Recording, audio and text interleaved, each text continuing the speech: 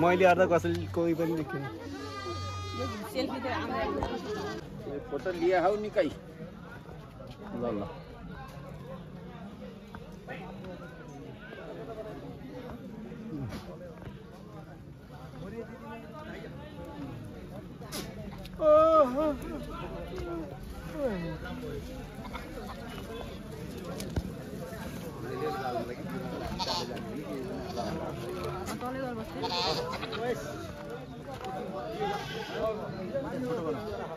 अरे तो ने हमको लगी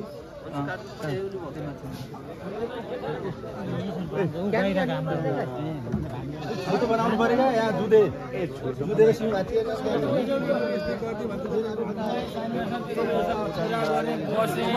किला काट्न जाम त मान्छे कता आको त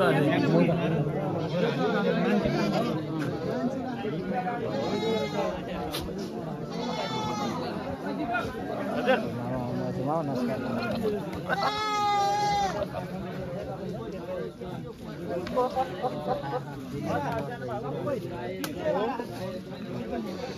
नमस्कार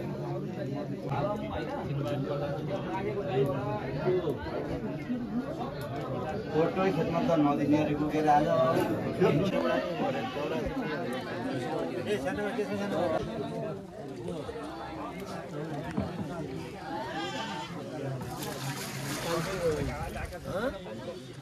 कानुन त अहिले विदेश अहिले छोरी उर्के सबैले विदेश गएर भन्ने भयो के अरे बाबु त्यस्ता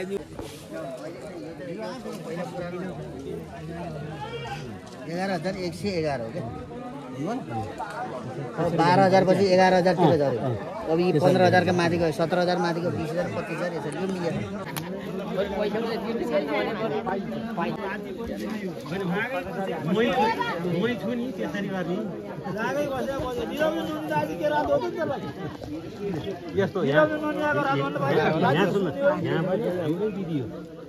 होइन भित्र सबै हो हामीले पाखा काट्नु हो त्यति फरक फुल पूजा गर्नु हो पाखा त बाहिर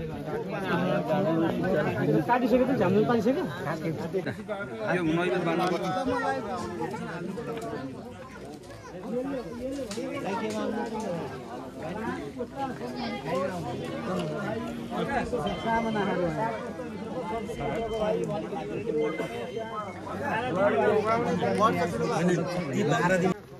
ग्रुप अनुसार हाम्रो सम्पूर्ण यो बरालले यो जुन दिपेनी डाँडामा पुजिने यो बराल कुल मन्दिरमा अब हाम्रा केही यहाँ कार्यक्रमहरू भएको हुनाले सम्पूर्ण बराल बन्धुहरूलाई यस मन्दिरको वरिपरि आइदिन हुन हार्दिक अनुरोध गर्दछु। सकेसम्म अब हाम्रो कार्यक्रम अगाडि बढ्दैछ। अब बाख्रा काट्ने प्रसादहरू वितरण गर्ने भएकोले सम्पूर्ण बराल बन्धुहरू यस मन्दिरको वरिपरि आइदिन हुन हार्दिक अनुरोध गर्दछु। बराल समाज दिपेनी यसमा तपाईहरुले दिएको चन्दा यहाँ स्पष्ट रूपमा लेखिएको छ। यसमा नाम कोही कसैको नाम बिग्रियो भने कृपया सबैजनाले यो लिस्ट हेरेर सच्याइदिनु होला।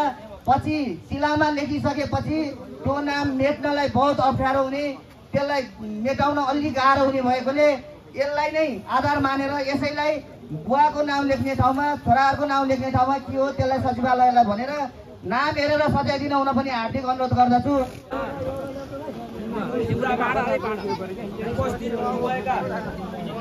सम्पूर्ण बराल अग्रज बुवाहरू आमाहरू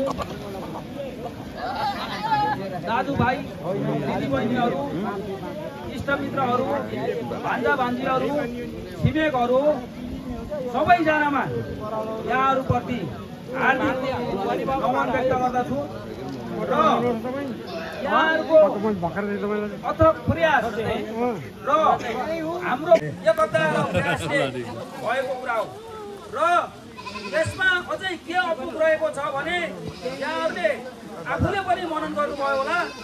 पहिला पनि हामीले यो मन्दिरको संरक्षण गर्ने भनेर केही पैसा उठाएका थियौँ र अहिले पहिलाको पैसाले छेउ पनि नहुने भएको हुनाले अहिले फेरि यसलाई अलिकति पुनर्निर्माण गरौँ भनेर त्यसलाई फेरि हामीले चाहिँ यो प्रक्रिया प्रोसेसमा अगाडि बढायौँ। यहाँहरूले धेरै धेरै सहयोग गर्नुभयो। यहाँहरूलाई धेरै धेरै धन्यवाद। कुल देवताले यहाँहरू सबैको रक्षा गरून् र अझै पनि हामीलाई रकम अपुग भएको कारणले हाम्रो पुनर्निर्माणको काम निरन्तरता चलिरहेको छ, तर यसमा मात्रै पुग्ने देखिएको छैन। त्यो भएको भएर यहाँहरूले अझै पनि कुलदेवतालाई साँची राखेर आफ्नो मनमा कुलदेवतालाई छातीमा राखेर केही रकमहरू सबैले सहयोग गर्न सक्नुभयो भने यो हाम्रो कुल मन्दिर यहाँ वरिपरिको सबैभन्दा राम्रो कुल मन्दिर हुने थियो। अब यसको लागि यहाँहरूलाई मैले विनम्र अनुरोध गर्न चाहे। भन्दा छिटो गरेको राम्रो यसलाई आफ्नो चाहिँ सुझावहरू यहाँलाई पार्टमा पाकिन्छ। जसकै प्लान ल्यायो गङ्गाप्रसाद नारायण तिनको पनि चाहिँ नाम समावेश गरिदिनु है भन्ने एउटा अनुरोध छ। अनि गरौँला त्यस्तो पनि मैले भनिसकेँ कि अहिले त्यसलाई नभुल्नु, भुलिन्छ भने पाप लाग्छ भन्ने कुरो राति राति चोरी गरेर भन्दै अब भाइबन्धुको कुरो यस्तो छ। भाइबन्धुले भाइको रिस नगर्नु पर्यो, तर ज्यादा हुन्छ। चार पैसा खाना पर्छ, धर्म छन्द पनि हुँदैन। आफू पनि है यो ख्याल गर, खुट्टा तान्न हुन्न। राम्रो धन्यवाद ठुलो बुवा।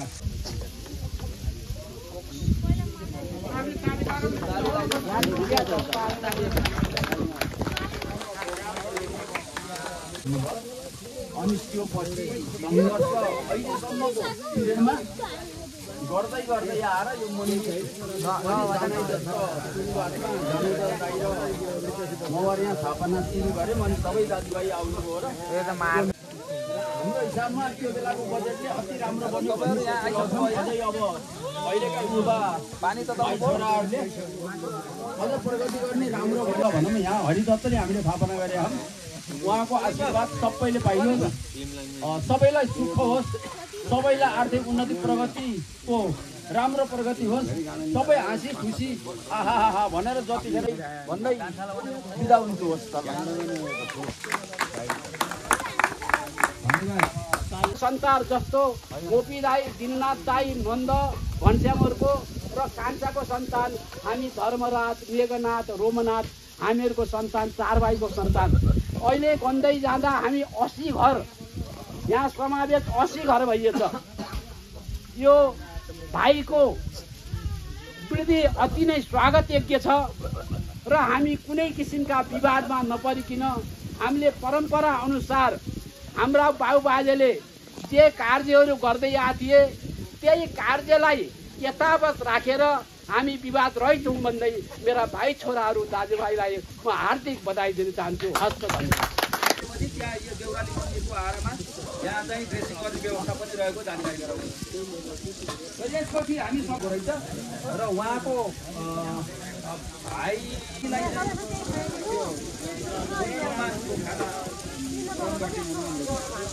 बन्धुहरूको अलिकति चाहिँ इन्जेक्सन बढेको मैले देखेँ। त्यसले गर्दाखेरि धेरै खुसी लागेको छ। साथै अलिकति मर्मत सुधारहरू पनि भएको रहेछ। यसमा पनि राम्रै छ। यो सम्मान गर्ने कार्यक्रममा मेरो विचारमा त्यतिको फेसबुकमा कमेन्टहरू लेख्दाखेरि यहाँ चन्दादाताहरूलाई सम्मान गर्ने एउटा भनेर त्यहाँ चाहिँ उहाँहरू आइरहेको थियो। मैले यसमा के भनेको थिएँ, आफ्ना दाजुभाइमा आफैलाई के को सम्मान खोज्ने, के को त्यो ठुलो देखाउने त्यो सम्मान गर्ने होइन। सम्मानै गर्नु छ भने बरु देश नागरिकलाई सम्मान गर्न राम्रो हुन्छ भनेर मैले कमेन्ट गरेको थिएँ। सायद त्यसैले गर्दाखेरि यो निस्केको पूजालाई असाध्यै आदर र श्रद्धा गरेर हाम्रो केन्द्रीय बराल वंश प्रतिष्ठानको केन्द्रीय सदस्य माधव बराल ज्यूसँगै ओखलढुङ्गा निवासी वर्ष 84 का डम्बर बराल ज्यूलाई पनि हामी सम्मान गर्न चाहन्छौँ। अगाडि आइदिनु हुन हार्दिक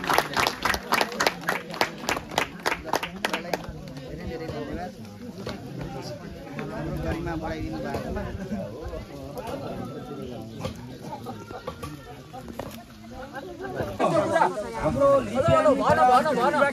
हुन्छ हलो पखाउनुहोस् दर्ता हामीले चाहिँ दर्ता कसरी गर्ने गरेका भनेका थियौँ भने एउटा घरमा बुवाको तर्फबाट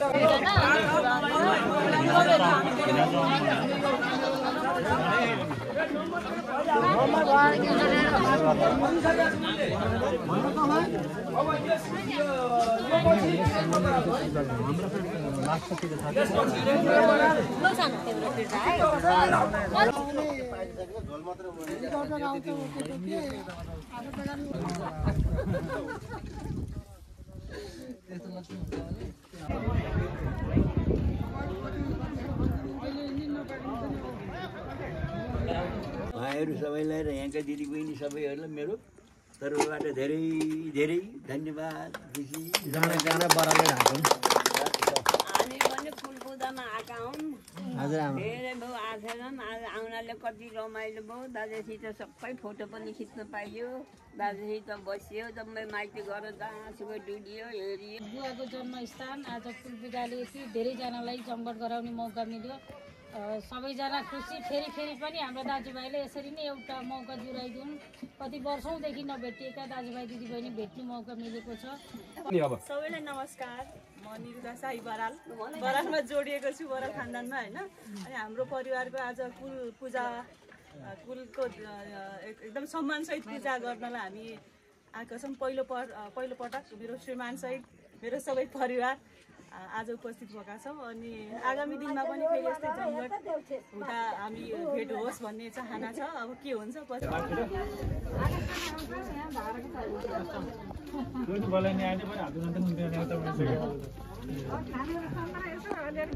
पानी भयो खानालाई त पानी र